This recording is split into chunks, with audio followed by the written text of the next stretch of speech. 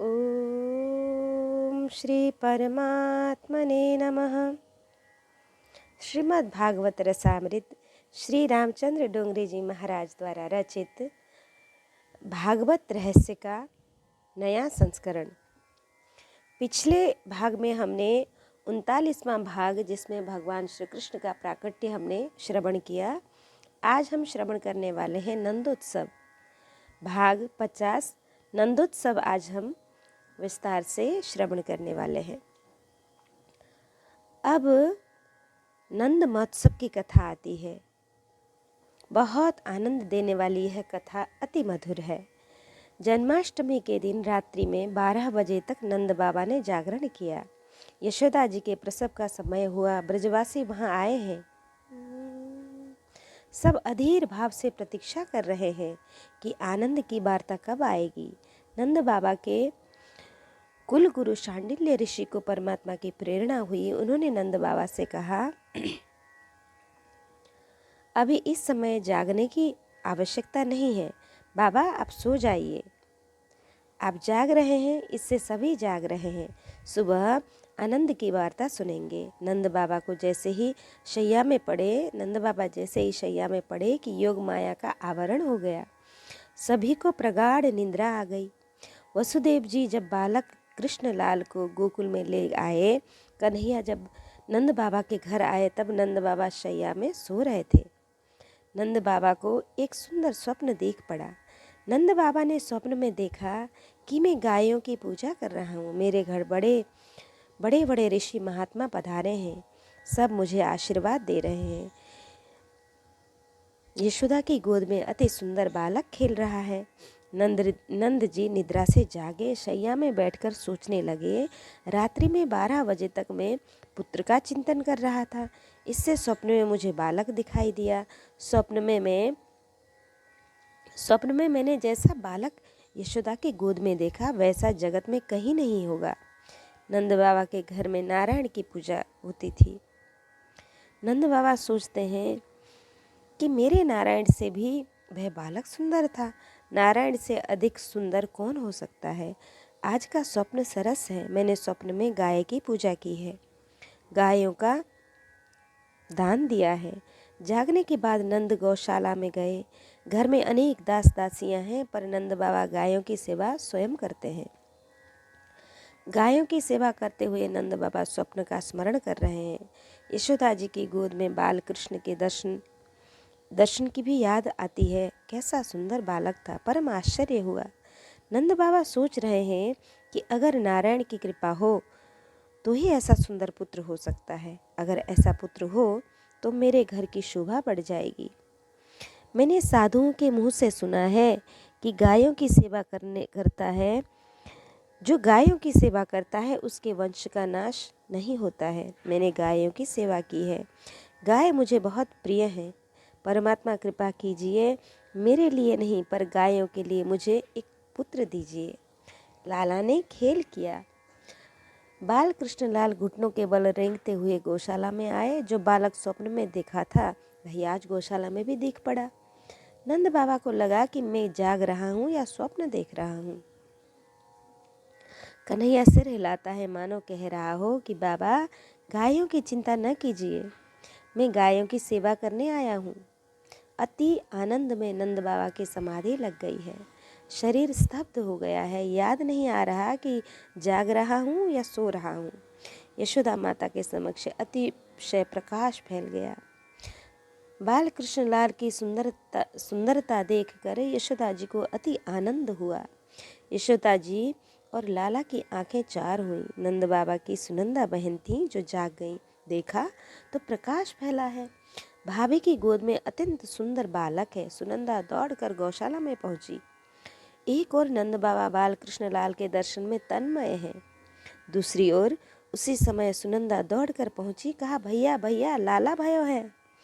नंद जी पूछते हैं, बालक कैसा है? सुनंदा कहती हैं, हमारे घर ठाकुर जी है ना, हमारे नारायण शाही यह पुत्र है। ब्रजवासी नंद को यमुना तट पर ले गए हैं, स्नान करवाया है, श्रृंगार करवाया है। नंद बाबा को पटके पर बैठाकर गणपति महाराज की पूजा करवाई है। पुण्य हवन वाचन हुआ है। श्राद्ध में पितरों की पूजा की है। नंद बाबा प्रत्येक ब्राह्मण को वंदन करते हैं, कहते हैं इस वृद्धावस्था में मुझे पुत्र हुआ है। लाला के दर्शन के लिए मैं व्याकुल था। अब मेरे लाला को आशीर्वाद दीजिए। मैं आपको क्या दूं? घर में जो कुछ है सब आपका ही है। नंद बाबा ने अन्नदान, वस्त्रदान, सुवर्ण दान और गायों का दान दिया है। कई ऋषि गायों के रूप में थे। कई वर्षों तक तप किया पर मन में से काम गया नहीं। ब्रह्म संबंध न हुआ, इससे गाय बनकर आए हैं, जिससे कि उनका ब्रह्म संबंध हो सके। गाय भी उत्साह में आई हैं। 2 लाख गायों का बाबा ने दान दिया है। नंद बाबा अति उदार है, सभी को बहुत दान दिया है। आज तो लक्ष्मीपति ने बैकुंठ छोड़कर ब्रज को प्रिय माना है। श्री सुखदेव जी महाराज कथा नहीं कह रहे, मानो दर्शन करते हुए बोल रहे हैं।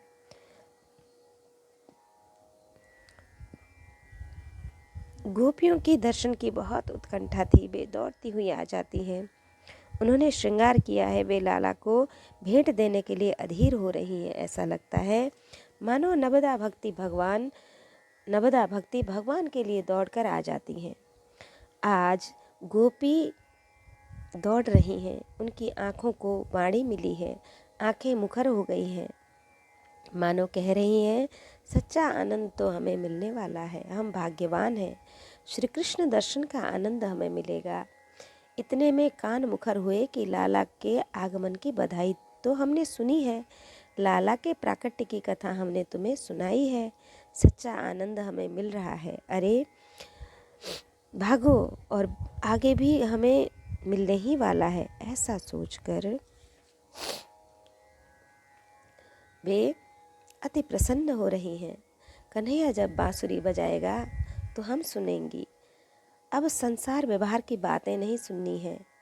इतने में हाथ कहने लगे तुमको तो सुनने और दर्शन का आनंद मिलेगा, पर सच्चा आनंद तो हमें मिलेगा। हम लाला को उठाकर गोद में लेंगे, बाल कृष्ण लाल के मुख में माखन मिश्री देंगे। श्री बाल कृष्ण लाल की सेवा में हम जा रहे हैं, हम भाग्यशाली हैं।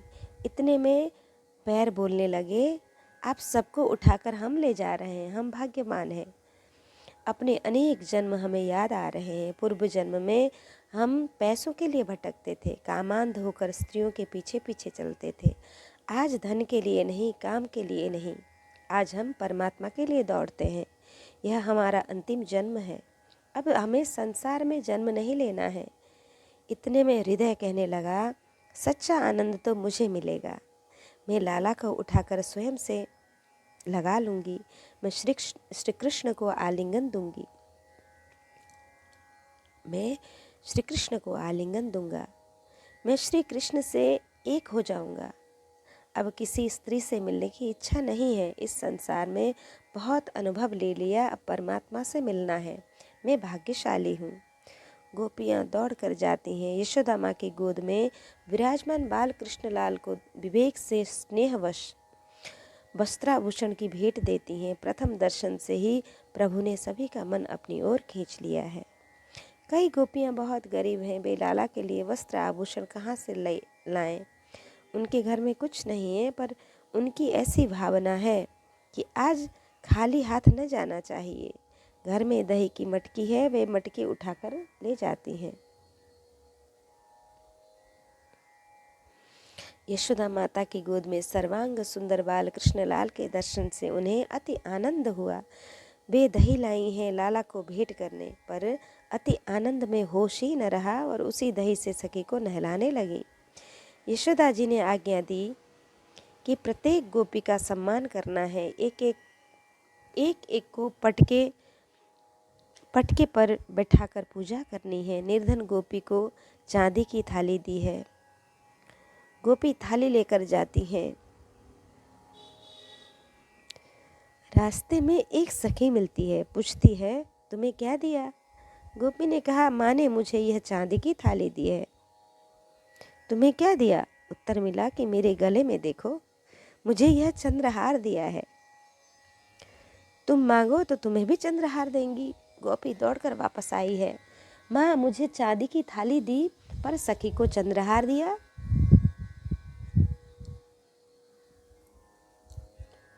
मुझे भी चंद्रहार दीजिए। आज मुझे बहुत आनंद हो रहा है। आपके लाला को देखकर मन में ऐसा होता है कि बहुत नाचूं। यशोदा जी ने चंद्रहार देने की आज्ञा की, पर सारा दिन घर को लुटाया था। इससे चंद्रहार मिल नहीं रहा था। माँ के गले में नवरत्न हार था। माँ ने उतार कर वही गोपी को दे दिया और पहना दिया। इतना दे रही है यशोदा माता के मन में अभिमान नहीं है। यशोदा जी बारंबार वंदन करती हैं। गोपी लाला का जय जयकार करती हुई दौड़ती है। रास्ते में दूसरी सखी मिलती है। वह पूछती है कि तुम्हें क्या दिया? गोपी ने कहा, माता ने मुझे अपने गले का हार उतार कर नवरत्न हार पहना दिया है। अरे, वह हार तो माँ ने मुझे भी दी थी, पर मैंने लाला के लिए मना कर दिया। पहली गोपी ने पूछा कि तुमने क्या लिया? उत्तर मिला, मैंने तो माँ से कहा था कि बाल कृष्ण लाल को मेरी गोदी में दीजिए। मैं तो लाला को लेने आई हूँ। अरे, तुम कैसी मूर्ख हो, वहाँ जाकर हार ले आई। यशोदा जी तो एक एक को कन्हैया गोद में देती थी। गोपी पुनः वापस गई और वही हार माता के गले में पहना दिया। बोली, माँ, मेरी भूल हुई। यह हार तो आपके गले में ही शोभा देता है। माँ, आज मैं जो मांगूं आप भय दें। यशोदा जी ने कहा, मांग लो, तुम जो मांगोगी मैं भय दूंगी। गोपी ने कहा, माँ, आप ना तो नहीं कहेंगी? आप कहीं ना तो नहीं कहेंगी? माँ, 2 मिनट के लिए लाला को मेरी गोद में दीजिए, मैं लाला को लेने आई हूँ। यशोदा जी ने हाथ जोड़े और कहा, आपके आशीर्वाद से ही पुत्र हुआ है, आपका ही पुत्र है। यशोदा माता गोपी को पास बैठाकर उसकी गोदी में लाला को देती हैं, बाल कृष्ण लाल को देती हैं। हजारों वर्षों से जीव ईश्वर से बिछुड़ गया था, आज मिला है। वह जीव को परमात्मा का मिलन हुआ है, अति आनंद हुआ है। गोपी लाला को प्यार कर रही हैं, बारंबार निहारती हैं, अति आनंद में मोह का होश गवा बैठी हैं। कहती हैं, आज तक नंद यशोदा हमें आनंद देते थे, आज परमानंद उनके घर आया है। लक्ष्मी हाथ में आती है तो जीव नाचता है। आज गोपी के हाथ में लक्ष्मीपति आए हैं। अति आनंद में गोपी नाचती हैं। नंद घर आनंद भयो, जय कन्हैया लाल की। परमात्मा श्री कृष्ण परमानंद के स्वरूप में है। निराकार आनंद ही निराकार श्री कृष्ण रूप में प्रकट हुए हैं। निराकार आँखों को दिखता है, निराकार आँखों को दिखता नहीं है। जिसका कोई आकार नहीं है वही निराकार है। निराकार भला आँखों को कैसे दिखाई दे सकता है? उसके साथ प्रेम कैसे हो? निराकार का बुद्धि से अनुभव किया जाता है, पर निराकार के साथ कोई प्रेम नहीं कर सकता। प्रेम तो साकार के साथ ही हो सकता है। साकार श्री कृष्ण परिपूर्ण प्रेम है, परिपूर्ण आनंद है। कई महापुरुष ऐसा मानते हैं कि ईश्वर में आनंद है। ईश्वर में आनंद है ऐसा जो मानते हैं वे सिद्धांत दृष्टि से ईश्वर और आनंद 2 तत्वों को अलग कर देते हैं। व्यास नारायण का सिद्धांत है कि आनंद ही परमात्मा है। आनंद, परमात्मा, ब्रह्म, श्री कृष्ण सबके एक ही नाम है। आनंद, परमात्मा, ब्रह्म, श्री कृष्ण सब एक के ही नाम है। तत्व एक है, नाम अनेक है। भगवान के श्री अंग में आनंद के सिवाय और कुछ नहीं है। आप भगवान के दर्शन कर रहे हैं तब आपको ऐसा लगेगा कि मेरे शरीर में जैसे हाथ पैर हैं वैसे ही प्रभु के भी हैं। अरे, हमारे शरीर में और प्रभु के स्वरूप में बहुत भेद है। हमारे में रुधिर, मांस, हड्डियां हैं। भगवान के श्री अंग में रुधिर नहीं है, मांस नहीं है, मल मूत्र नहीं है, हड्डियां नहीं है, केवल आनंद ही भरा है। स्वर्ण का टुकड़ा था तब सोना था, जब उसमें से मूर्ति बनाई गई तब भी वह सोना ही रहा। मूर्ति के हाथों में पैरों में सुवर्ण के बिना और कुछ नहीं है।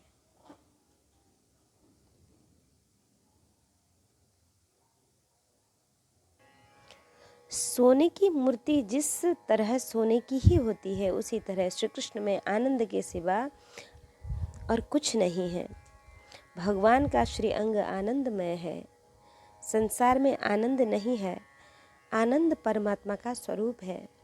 संसार सुख और दुख से भरा है। संसार में दो बड़े दुख हैं। संसार में वियोग का दुख बड़ा है। संयोग वियोग के लिए ही होता है। जिसका संयोग सुख देता है, उसका वियोग दुख देता है। जिसके संयोग से सुख होता है, उसके वियोग से अति दुख भी होता है। जो एक बार परमात्मा से मिलते हैं, उन्हें परमात्मा का वियोग कभी नहीं होता। संसार में दूसरा बड़ा दुख जन्म मरण का है।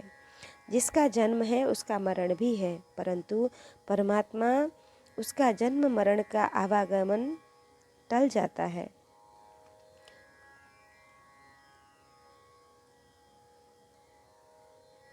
जिसका जन्म है, उसका मरण है। जिसका जन्म है, उसका मरण भी है, परंतु परमात्मा है।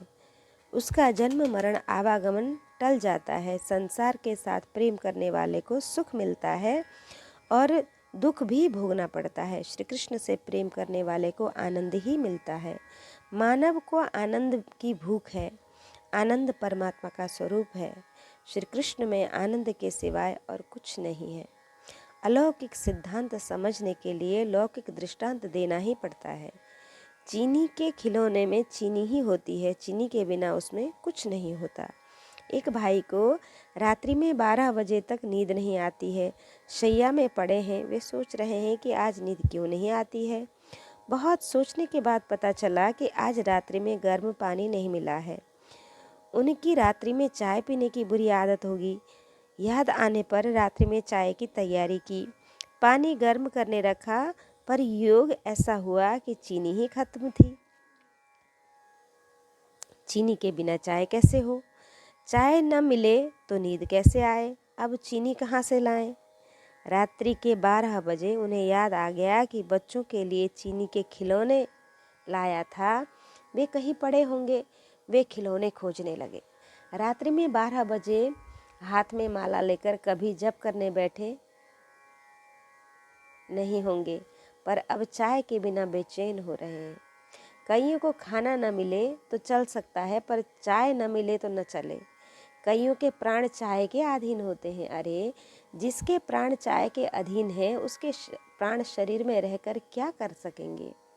व्यसन व्यसन जैसा कोई पाप नहीं है। भाई रात्रि में चीनी खोजने लगे। बहुत तपश्चर्या के बाद सफलता मिली है। खिलौने मिल गए। चीनी के हाथी को हाथ में लिया। उसके 2 पैर तोड़कर चाय में डाल दिए। हाथी के पैर डाल दिए कि चीनी डाल दी। चीनी के खिलौने आपको चीनी ही दिख पड़ते हैं। अभी तक बालकों को समझा रहे थे, यह तुम्हारा हाथी है, यह तुम्हारा घोड़ा है। वे अगर हाथी और घोड़ा होते तो खिलौने के डिब्बों में नहीं रह सकते थे। चीनी का खिलौना चीनी ही है, हाथी नहीं है। भगवान श्री कृष्ण के अंग में मात्र आनंद ही है। भगवान के नाम में आनंद है। भगवान का सारा स्वरूप अलौकिक, अप्राकृत, दिव्य है। अप्राकृत और दिव्य है। भगवान के नख के दर्शन पाने से भी जगत को भुलाया जा सकता है और उससे आनंद मिलता है। आनंद जगत में नहीं है, जगत को भुलाने में ही आनंद है। जगत जब भुलाया जाता है और परमात्मा के स्वरूप में तन्मयता होती है, तब आनंद मिलता है। श्री कृष्ण आनंदमय है। वे नंद बाबा के घर प्रकट हुए हैं। नंद शब्द का अर्थ होता है जो दूसरे को आनंद देता है। दूसरे को सुख देने वाले को नंद कहते हैं। मधुर वाणी, विनय, सरल स्वभाव, उदारता आदि सद्गुणों से सभी को जो आनंद देते हैं, उन्हें नंद कहते हैं। सर्व को जो आनंद देता है, उसे सर्व का आशीर्वाद मिलता है। आप दूसरे को जो देंगे वही आपको मिलेगा। आप अन्य को सुख देंगे तो आपके घर भी दुख नहीं आएगा। मानव का जन्म दूसरे को सुख देने के लिए है। दूसरे को सुखी करने की इच्छा रखने वाला कभी दुखी नहीं होता। मैं सुख भोगूंगा ऐसी इच्छा रखने वाला कभी सुखी नहीं होता। आपको जो पसंद है वह दूसरे को दीजिए। आपको जो पसंद नहीं वह आप अपने लिए रख लीजिए। आपको जो पसंद है वह भगवान को देंगे तो आप भगवान के प्रिय होंगे। आप किसी भी मानव का अपमान करेंगे तो जगत में आपका अपमान होगा। आप किसी भी मानव के साथ कपट करेंगे तो आपसे कपट करने वाला जगत में उत्पन्न होगा। यह संसार कर्म भूमि है। जैसे कर्म करेंगे वैसे फल भोगेंगे। करेले के बीज बोने वाले को आम नहीं मिलता। यह संसार भावमय है। आप लोगों के लिए जैसा भाव रखेंगे वैसा भाव जगत आपके लिए रखेगा। केदारनाथ जाते हुए रास्ते में गुप्त काशी से एक रास्ता ऊखी मठ जाता है। बाणासुर की कन्या उषा देवी का वहाँ राजमहल था। उससे उस स्थान को ऊखी मठ कहते हैं। सर्दी के दिनों में केदारनाथ भगवान की भोग मूर्ति को ऊखी मठ में प्रतिष्ठित करते हैं। केदारनाथ के मंदिर में बहुत बर्फ गिरती है। उससे उन दिनों वहाँ कोई नहीं रह सकता है। ऊखी मठ में 3-4 पहाड़ एकत्र हुए हैं। आप जो कुछ भी बोलते हैं वे सभी शब्द प्रतिध्वनि के रूप में वहाँ सुनाई देते हैं। एक बार गंगे हर आप बोलेंगे तो 3-4 बार गंगे हर की प्रतिध्वनि आती है। कदाचित कोई वहाँ बोले कि तुम्हारा सत्यानाश हो तो प्रतिध्वनि भी ऐसी ही होगी। जैसी ध्वनि वैसी प्रतिध्वनि। जो सर्व में सद्भाव रखता है सर्व उसमें सद्भाव रखते हैं। नंद बाबा सर्व के प्रति प्रेम रखते हैं। परमात्मा के चरणों में जाने के लिए 2 मार्ग हैं, ज्ञान मार्ग और भक्ति मार्ग। प्रेम मार्ग परिपूर्ण वैराग्य होना है, तभी ज्ञान मार्ग में सफलता मिलती है। महापुरुष सर्व को झूठ समझकर सर्व का त्याग करते हैं। ज्ञानी पुरुष कहते हैं कि इस शरीर में मैं रहता हूँ पर शरीर से मैं भिन्न हूँ। देह का सुख मेरा सुख नहीं है। लकड़ी को काटने से क्या लकड़ी में रहने वाली अग्नि को काटा जा सकता है? लकड़ी में अग्नि है पर लकड़ी को काटने में अग्नि काटी नहीं जा सकती। यह शरीर लकड़ी है, मैं लकड़ी नहीं हूँ, मैं अग्नि हूँ। मैं परमात्मा का अंश हूँ। मुझे कोई काट नहीं सकता, मुझे कोई दुख नहीं दे सकता। मैं आनंदमय हूँ। ज्ञानी पुरुष शरीर में होने पर भी शरीर से भिन्न रहते हैं, सर्व को त्याग कर देते हैं। सर्व का अर्थात देह का भी मन से त्याग करते हैं। ज्ञानी पुरुष मरण से पहले शरीर को आत्मा को अलग कर लेते हैं। ज्ञान मार्ग में परिपूर्ण त्याग है। पूर्ण वैराग हो तो ज्ञान मार्ग में सिद्धि मिलती है। वैराग्य पात्र में ही ज्ञान टिकता है। सर्व का त्याग बहुत सरल नहीं है, बहुत कठिन है। भगवान शंकर ज्ञान स्वरूप हैं। प्रायः वे एक शहर से दूसरे स्मशान में विराजमान होते हैं। शिवजी महाराज सर्व का त्याग करते हैं। शिवजी कहते हैं कि जगत को जो चाहिए वह मुझे नहीं चाहिए। शिवजी का स्वरूप अति दिव्य है। उनके सिर पर ज्ञान गंगा है। शिवजी आनंदमय है। शंकर भगवान कहते हैं कि आनंद बाहर नहीं है, जड़ वस्तुओं में आनंद नहीं है। जड़ वस्तुओं का त्याग कीजिए, चैतन्य के साथ प्रेम कीजिए। शिवजी महाराज ने सभी का त्याग किया है। अधिक तो क्या कहूँ, द्वारकानाथ ने बहुत कहा। तब शंकर भगवान ने पार्वती जी के साथ विवाह किया। विवाह के बाद पार्वती माता से उन्होंने कहा कि आप उस ओर बैठिए, मैं इस ओर बैठता हूँ। जबकि राधा कृष्ण एक साथ विराजते हैं, श्री सीताराम जी भी एक साथ विराजते हैं, श्री लक्ष्मी नारायण भी एक साथ विराजते हैं, ब्रह्मा गायत्री भी साथ विराजते हैं। भगवान शंकर के मंदिर में एक और पार्वती माता हैं और दूसरी ओर भगवान शंकर हैं। शिव पार्वती एक साथ विराजमान हो ऐसे दर्शन मंदिर में बहुत कम होते हैं। वेदांत में अन्वय व्यतिरेक भाषा की आती है। वेदांत में अन्वय व्यतिरेक की भाषा आती है। अच्छा, अन्वय व्यतिरेक की भाषा आती है। शिव जी व्यतिरेक का स्वरूप समझाते हैं। श्री कृष्ण अवन्वय है। श्री कृष्ण अन्वय दिखाते हैं। शिव जी कहते हैं कि प्रकृति का त्याग करो, श्री कृष्ण कहते हैं प्रकृति का उपयोग करो, पर उसके दास न बनो। दोनों का लक्ष्य एक ही है। मार्ग में थोड़ा भिन्न है। शिव जी ज्ञान रूप है, वे सर्व से अलग रहते हैं, वे पार्वती जी से भी दूर रहते हैं, वे प्रकृति का त्याग करते हैं। श्री कृष्ण सबके साथ प्रेम करते हैं। ज्ञान मार्ग में सर्व का त्याग है, भक्ति मार्ग में सर्व को प्रभु का स्वरूप समझकर सर्व के साथ प्रेम करना है। वैष्णव सर्व को प्रभु का स्वरूप समझकर किसी तरह भी अपेक्षा के बिना सर्व के साथ प्रेम करते हैं। ज्ञान मार्ग कठिन है, भक्ति मार्ग सरल है। भक्ति मार्ग भी सरल नहीं है। सर्व का त्याग करना कठिन है, पर सर्व को प्रभु का स्वरूप समझकर सर्व के साथ प्रेम करना भी सरल नहीं है। कई लोग ऐसा मानते हैं कि भक्ति मार्ग सरल है।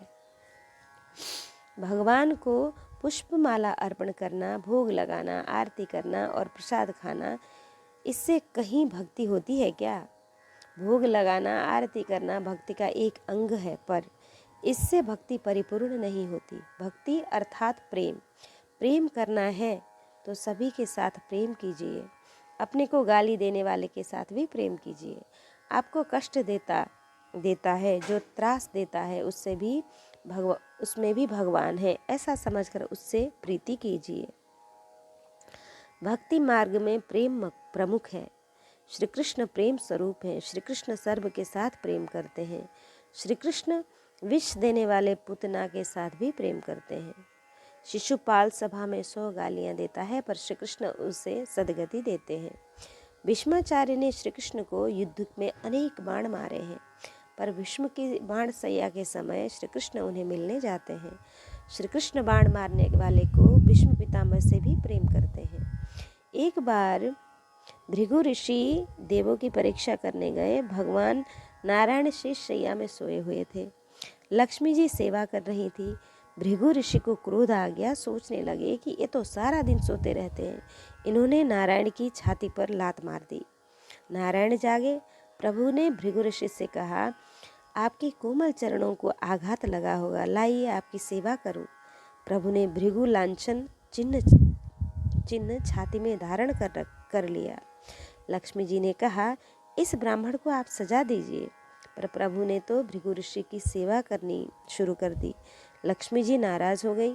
लक्ष्मी जी ने प्रभु से कहा, विद्या बढ़ती है और साथ में अभिमान भी बढ़ता है, तो विद्या तब का विनाश हो जाता है, इसलिए इन्हें सजा दीजिए। पर प्रभु ने इनकार किया। इससे लक्ष्मी जी बैकुंठ छोड़कर कोल्हापुर जाकर रहीं। वहाँ अकेली हैं, नारायण साथ में नहीं है। कोल्हापुर में उनका स्वरूप उग्र है, आँखें बहुत बड़ी हैं। तब से उन्होंने निश्चय किया कि ब्राह्मण बहुत अभिमानी होते हैं, अब मुझे ब्राह्मणों के घर नहीं जाना। तब से ब्राह्मण के घर लक्ष्मी जी नहीं जाती। पर भगवान ब्राह्मण को मान देते हैं। नारायण तो छाती पर लात मारने वाले ब्राह्मण से भी प्रेम करते हैं। वेदांत में ज्ञान से अभेद सिद्ध किया गया है। वेदांती कहते हैं कि जो भेद दिख पड़ता है वह माया के कारण अज्ञान से दिख पड़ता है। एक परमात्मा ही सत्य है। आसमान में चंद्र एक ही है, पर आंखें मूंद कर देखने से 2 चंद्र दिखाई देंगे। अद्वैतम परमार्थकः, एक ही ब्रह्म तत्व सत्य है। माया से भले ही भेद दिख पड़ता हो, पर भेद वास्तविक नहीं है, एक तत्व है। वैष्णव सिद्धांत में प्रारंभ में 2 तत्व हैं, भक्त और भगवान अलग हैं, पर जब अतिशय प्रेम बढ़ता है तब 2 मिलकर एक हो जाते हैं। भक्ति से प्रेम भेद का विनाश होता है। भक्ति मार्ग में आगे बढ़ना हो तो जो दिखाई देता है उसे प्रभु का स्वरूप मानकर प्रेम कीजिए। सभी को सुख देना संभव नहीं है, किसी को भी दुख न हो इसका ख्याल रखिए। जगत में एक जीव की आह भी ज्ञान भक्ति में विक्षेप पहुंचाती है। कई लोग प्रेम करते हैं और मन में इच्छा रखते हैं कि कभी यह व्यक्ति काम में आएगा। अपेक्षा रखकर किया गया प्रेम मन को अशांत करता है। अपेक्षा ईश्वर से करनी चाहिए। किसी मानव की अपेक्षा न रखिए। अपेक्षा से अशांति का जन्म होता है। प्रेम कीजिए पर निरपेक्ष भाव से कीजिए। नंद बाबा सर्व के साथ निरपेक्ष प्रेम करते हैं। इससे परमानंद उनके घर आया है। गोपियाँ कहती हैं कि नंद घर आनंद भयो। गोकुल में नंद महोत्सव होता है। आप नंद महोत्सव हर रोज अपने घर में कीजिए। सारा दिन आनंद में व्यतीत होगा। भगवान आपको अनुकूलता देते हैं तो वृंदावन में जाकर 2-3 मास रहिए। आज भी वहाँ अनेक भजनानंदी महात्मा रहते हैं। प्रत्येक तीर्थ में भगवान एकाध संत को रखते हैं। तीर्थ की शोभा संतों के कारण है। वृंदावन प्रेम भूमि है। संतों के मन में आपके प्रति स्नेह हो, ऐसा स्नेह संतों से कीजिए। संतों का आचरण जीवन में उतारिए। संत सदैव साधन करते हैं। वृंदावन में कई वैष्णव हर रोज नंद महोत्सव करते हैं। गरीब वैष्णव सुपारी में गणपति की स्थापना करते हैं। श्रीमंत सुवर्ण मूर्ति बनवाते हैं, पर सेवा का फल दोनों को समान मिलता है। गणपति जी महाराज तो भाव देखते हैं। प्रेम से पूजा करने वालों का कल्याण करते हैं। फिर चाहे वह सुपारी में प्रस्थापन करे या सुवर्ण की मूर्ति में स्थापन करे। भक्ति में धन गौड़ है, मन ही मुख्य है। उत्सव में भी धन गौड़ है, मन ही प्रमुख है। ब्रह्म मुहूर्त में नंद बाबा को स्वप्न में यशोदा की गोद में बालकृष्ण लाल दिख पड़े। तब से नंद महोत्सव प्रारंभ हुआ। ब्रह्म मुहूर्त का समय अतिशय पवित्र होता है। कोई साधु संत 4 बजे के बाद शैया में नहीं सोते हैं। वे बालकृष्ण लाल का ध्यान करते हैं, जप करते हैं, साधन करते हैं। लोग अच्छे ग्रंथ पढ़ते हैं, कथा सुनते हैं, पर साधन नहीं करते हैं। कथा कीजिए, करवाइए, सुनिए, यह तो अच्छा है, पर कथा सुनने के बाद साधना करना चाहिए। ब्रह्म मुहूर्त साधन काल है। उस समय ध्यान कीजिए। जिस स्वरूप से जिसका प्रेम है उस स्वरूप का ध्यान करते हुए तन्मय हो जाए तो उसका कल्याण होता है। वंदन पूजन सर्व का कीजिए, पर ध्यान किसी एक का ही कीजिए। पतिव्रता स्त्री सेवा में सबकी तत्पर रहती है। पतिव्रता स्त्री सेवा तो सभी की ही करती है, पर उसका ध्यान तो पतिदेव में ही रहता है। जीव के पति परमात्मा है। परमात्मा का ध्यान कीजिए। प्रातः काल का समय बहुत पवित्र होता है। रात्रि में जल्दी सो जाइए। सुबह 4 बजे उठ जाइए। सुबह जो शैया में लेटता है उसके पुण्य का विनाश होता है। ब्रह्म मुहूर्त में प्रायः निद्रा नहीं आती है, तंद्रा ही रहती है। तंद्रा का त्याग कीजिए। किसी भी मानव का मुख देखने से पहले भक्ति कीजिए। ध्यान से पहले श्री ठाकुर जी की मानसिक पूजा सेवा कीजिए। मानसी सेवा अतिशय श्रेष्ठ है। इससे 1 पैसा भी खर्च नहीं है। इसमें शरीर को भी कष्ट नहीं है। एक कंजूस बनिए गुसाई के पास गया। उसने कहा 1 पैसे का भी खर्च ना हो, ऐसी सेवा बतलाइए। गुसाई जी ने कहा तुम मन से सेवा करो, अपने इष्ट देव बालकृष्ण की सेवा करो, पैसे का भी खर्च ना करना। सुबह 4 बजे उठ जाना, भावना करना मैं श्री गंगा जी यमुना जी में स्नान करता हूँ। मन से प्रणाम करके गंगा जल में स्नान करना। फिर ठाकुर जी के लिए पवित्र जल गंगा जल लेकर आना। फिर ऐसी भावना करना कि शैया में बालकृष्ण लाल सोए हैं। रेशमी सुंदर बाल कपोल पर है। कन्हैया बहुत सुंदर दिख रहा है।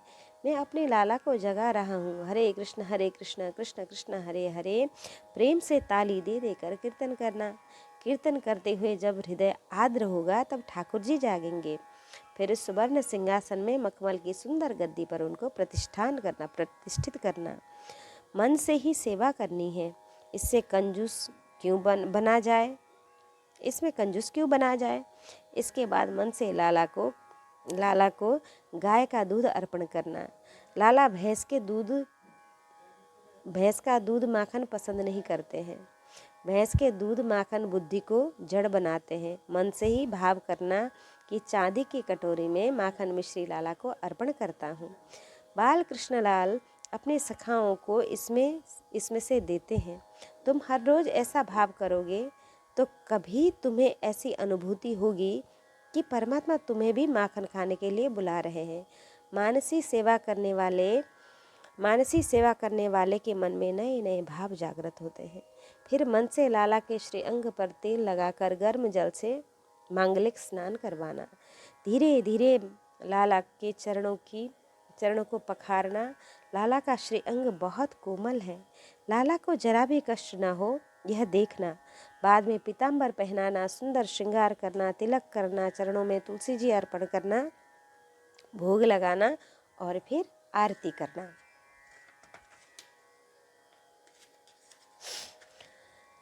दर्शन और मिलन के लिए जब हृदय आर्त होता है तब उसे आरती कहते हैं। परमात्मा के वियोग का जिसके मन में दुख है वही भक्ति करता है, उसका ही हृदय आर्त बनता है।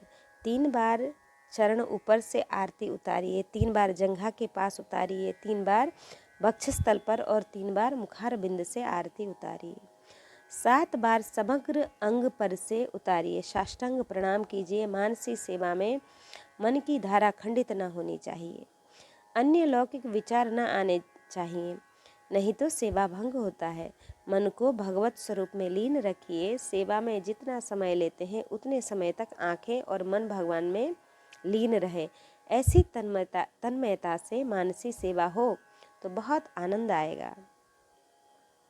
सेवा पूर्ण होने के बाद भगवान को वंदन करके प्रार्थना कीजिए, आप मेरे हृदय में विराजिए, मेरे हाथ से सत्कर्म करवाइए। कोई भी सत्कर्म 12 वर्ष तक करने से उसका फल मिलता है। भक्ति का नियम जीवन के अंत काल तक रखिए। मन को बहुत स्वच्छंद न बनने दीजिए, मन को नियम में रखिए। बनिए हर रोज सुबह 4 बजे उठकर ज्ञान के अनुसार जो आज्ञा हुई थी उसके अनुसार, अपने ज्ञान के अनुसार मानसिक सेवा करने लगा। बनिए ने 12 वर्षों तक मानसिक सेवा की। प्रत्यक्ष ठाकुर जी आरोग रहे हैं ऐसे दर्शन होने लगे। उसे बहुत आनंद आने लगा। एक बार ठाकुर जी की सेवा करते हुए मन से दूध ले आया, गर्म किया, दूध में शक्कर डाली, वह अधिक पड़ गई। उसकी प्रकृति थोड़ी कंजूस की थी। सेवा में तन्मयता तो हुई पर दूध में अधिक शक्कर पड़ गई है, ऐसा सोचकर दूध में पड़ी हुई अधिक शक्कर निकालूं तो दूसरे दिन उपयोग में आ जाएगी। वह शक्कर निकालने को तत्पर हुआ। वहाँ दूध नहीं है, शक्कर नहीं है, कुछ नहीं है, पर मानसी सेवा में तन्मय होने से उसे सब कुछ दिख रहा था। गोपाल को मजा करने का मन हुआ। लाला ने सोचा, इस आदमी जैसा रत्न मैंने इस संसार में नहीं देखा। मानसी सेवा कर रहा है, 1 पैसे का भी खर्च नहीं कर रहा है, फिर भी अधिक शक्कर पड़ी है तो निकालने जा रहा है। बालकृष्ण लाल घुटनों के बल चलकर पहुँचे और उसका हाथ पकड़ लिया। अरे, अधिक शक्कर पड़ गई तो इसमें तेरे बाप का क्या जाता है? तुम तो मानसी सेवा कर रहे हो, 1 पैसे का भी खर्च नहीं है। श्री कृष्ण का स्पर्श हुआ, वह सच्चा वैष्णव बन गया, महान भगवत भक्त हो गया। मानव शरीर साधन करने के लिए 6 मास नियम से ब्रह्म मुहूर्त में उठकर लाला की मानसी सेवा करने पर उसका फल अवश्य मिलता है। मन के संकल्प विकल्प कम हो जाते हैं। जिस दिन आपकी अंतरात्मा कहने लगे कि तुम्हारा मन शुद्ध है, तब आप सच्चे वैष्णव होंगे। बाल कृष्णलाल की सेवा करते हुए आंखों से प्रेमाश्रु निकालते हैं, तब मन शुद्ध होता है। प्रातःकाल परमात्मा की ध्यान सेवा में तन्मय होता है, उससे भक्ति का रस मिलता है। उसके मन पर संसार के सुख दुख का प्रभाव नहीं पड़ता है। प्रारब्ध के अनुसार सुख दुख आते ही हैं, पर भक्त के मन पर इनका असर नहीं होता है। हमारे जीवन में कोई विशेष दुख नहीं आता है। संतों के जीवन में अनेक दुख आते हैं। अनेक जन्म के पाप उनके एक ही जन्म में परमात्मा जला देते हैं। नरसिंह मेहता का युवक पुत्र मर गया, पर वे राधे गोविंद रटते रटते मन को अशांत होने नहीं देते थे। एक दवा में ऐसी शक्ति है कि शरीर के अंग अंग को भी सुन्न कर देती है। इससे शल्य क्रिया के समय पीड़ा नहीं होती है। जब एक दवा में ऐसी शक्ति है तो भक्ति रस में कितनी शक्ति होगी। उस रस में निमग्न होने पर संसार के दुखों का असर मन पर नहीं होता। तुकाराम जी के जीवन में दुख के अनेक प्रसंग आए। कई दुष्ट दीपावली के दिन उनके पास गए और कहने लगे, आज तो गधे पर बैठाकर आपकी शोभा यात्रा निकालनी है। संत गधे पर बैठ गए। उन लोगों ने संत का बहुत अनादर किया, पर तुकाराम जी की शांति का भंग नहीं हुआ। उनकी पत्नी को बहुत दुख हुआ, वह रोने लगी। तुकाराम जी के चरित्र में बहुत चमत्कार हैं, पर वे तो परमात्मा ने दिखाए हैं। तुकाराम महाराज ने तो जीवन में एक ही बार चमत्कार दिखाया है। तुकाराम जी ने पत्नी से कहा, यह गधा नहीं है, मेरे प्रभु ने मुझे गरुड़ पर बिठाया है। सबको गधा दिख पड़ता है, पर उनकी पत्नी को गरुड़ दिख पड़ा। आहा! चाहे कैसा भी दुखद प्रसंग क्यों ना हो, भक्तों का मन शांत रहता है, क्योंकि उनका मन भक्ति रस में निमग्न रहता है। सुख दुख मन के धर्म हैं, उनका स्पर्श आत्मा को नहीं है। आप तन नहीं हैं, आप मन भी नहीं हैं, आप तो मन के साक्षी हैं, चैतन्य आत्मा है।